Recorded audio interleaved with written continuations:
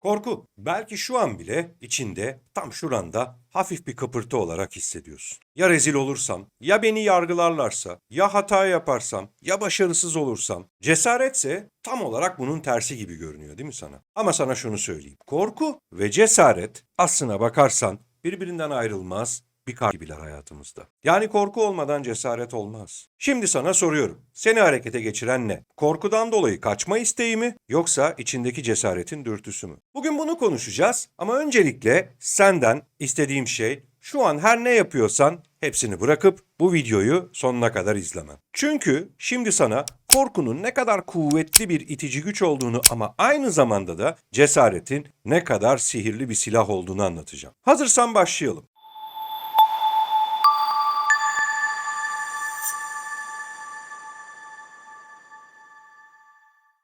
Korku hissettiğimiz en güçlü duygulardan bir tanesidir. Ve emin ol seni tam olarak düşündüğünden çok daha fazla etkiliyor. Şöyle düşün, bir sunum yapacaksın. O sabah kalktığında midende kelebekler uçuyor olabilir, seni ter basıyor olabilir, kramplar geçiriyor olabilirsin, elin ayağın titriyor olabilir. İşte bu korkunun dışa vurduğu göstergelerdir. Ama emin ol bunlar kötü şeyler değil. Çünkü korku aynı zamanda seni harekete geçirir. Şimdi zihnine şöyle bir görsel getirmeni istiyorum senden. Arkasından kaplan kovalayan bir ceylanı düşün. Yaşadığı ve hissettiği bu korku sayesinde hayatta kalır. Çünkü bu duygu onu daha önce hiç yapmadığı kadar belki de hızlı hareket etmeye ve hızlı koşmaya itecek. Şimdi gelelim sana. Sen mesela hayatın boyunca bir işten atılma korkusuyla çok daha fazla çalıştığın oldu mu o projeyi bitirmek için? Ya da birini kaybetme korkusuyla ona çok daha fazla sarılıp onunla çok daha fazla vakit geçirdiğin anlar oldu mu? İşte korku seni ileriye götürür. Ama unutma, korkunun da bir sınırı var. Çünkü korku o sınırı aştığın andan itibaren de seni paralize eder, hareket edemez hale getirir. Bunu da şöyle bir örnekle anlatayım sana. Basit,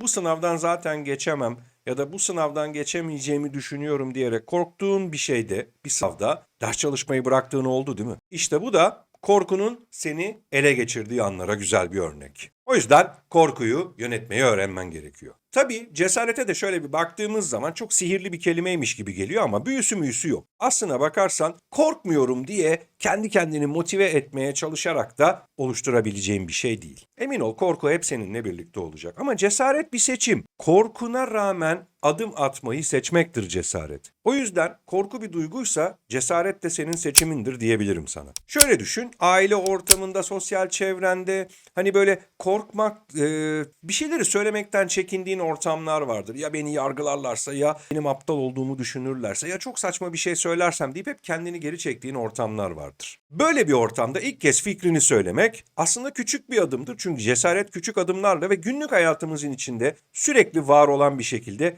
bizle birlikte. Orada o fikrini söylemek çok güzel bir cesaret örneği olabilir küçük bir adım olarak. Tam konuşmaya başlayacağın anda ya da başladığında sesin titreyerek çıkar, kelimelerini yutmaya başlarsın, dilin sürçer, belki böyle avuçların terleyecek ama sen adım atmış olacaksın. İşte o an cesaretin büyümeye başladığı andır. Ve tabii cesaret alışkanlıklarla inşa edilir. Her gün bir adım daha, her gün bir adım daha, her gün bir adım daha ve bakmışsın ki artık o daha öncesinde ilk adımı attığın ama korkularından dolayı daha önce kendini çektiğin şeyler senin için korkudan çok daha fazla kendine güven duygusuyla bezenmiş olacak ve bir bakmışsın ki belki de o alanda profesyonelleşmişsin. İşte bu da seçimlerimizin sonucu olan cesaretin gücü. Unutma, cesaret seni sıradan bir yaşamdan olağanüstü bir yaşama taşıyacak belki de tek bilet olabilir. Ama bu tek bilet aynı zamanda korkuyu da yanında taşıyacak. Korku ve cesaret. Tıpkı bir terazinin böyle iki ucu gibi. Sürekli bir savaş var aralarında ve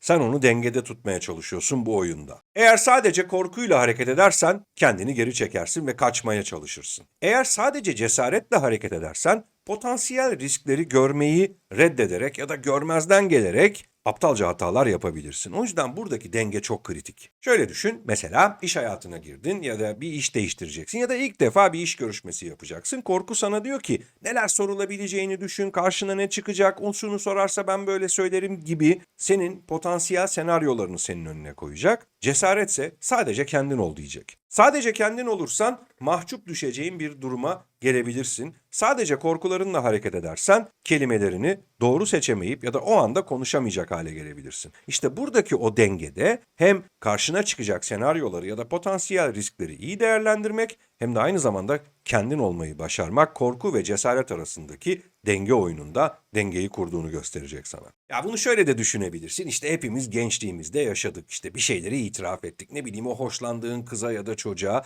gidip ilanı aşk edeceksin. Tam böyle gitmeden önce yaşadığın anı düşün. Orada nasıl bir korku yaşıyorsun? Ya beni işte eziklerse, ya beni reddederse, ya şöyle olursa, ya böyle olursa, ya hata yaparsam bir sürü şey geçiyor düşüncelerinde, zihninde.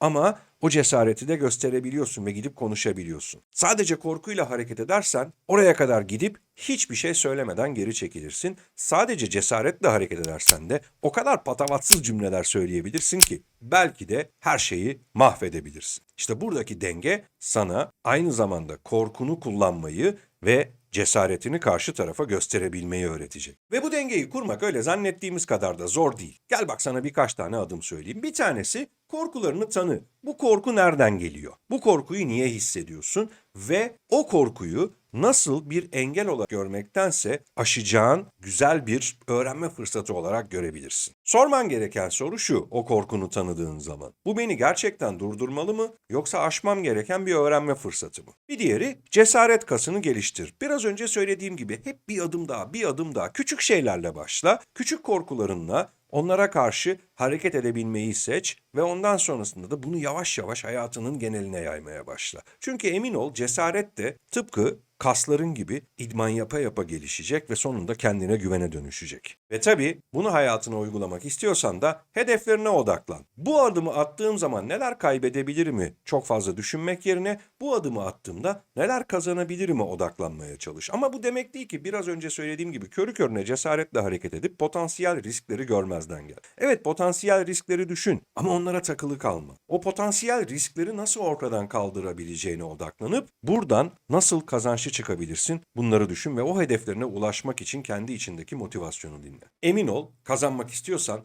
neyi kaybedebilirim yerine neyi kazanacağım diye sormak gerçekten iyi bir çözüm olabilir senin için. Evet, cesaret ve korku. Bu ikisi de hayatında var olacak. İkisini de ortadan kaldıramazsın ve sen bütün hayatını bu iki duygu arasındaki denge oyununda iyi bir oyuncu olarak harcayacaksın. Çünkü hangisinin dümene geçtiğini kontrol edecek kişi sensin. Korkuya rağmen cesareti seçmek seni ileriye taşıyan kuvvetin olacak. Şimdi kendine sor. Bugün korkularına rağmen hangi adımı atacaksın? Unutma, bu dünyada gerçekten cesur olanlar korkularına rağmen adım atmayı seçen insanlardır. Sen de onlardan biri olabilir misin? Hadi adımını at. Çünkü her yol o ilk adımla başlar. Ve buraya kadar izleyip videonun sonuna geldiğinde eğer gerçekten bu video sana korkularınla yüzleşmek ya da cesaretle adım atabilmek için ilham verdiyse beğen butonuna tıklamayı, abone olmayı, bildirimleri açmayı ve deneyimlerini bu videonun sonunda yorumlarda paylaşmayı unutma. Tabii bir de etrafında cesaretle adım atmaktan korkan insanlar varsa bu videoyu onlarla da paylaş. Çünkü bilgi paylaştıkça büyür. Bir sonraki videoda görüşene kadar da kendine iyi davran.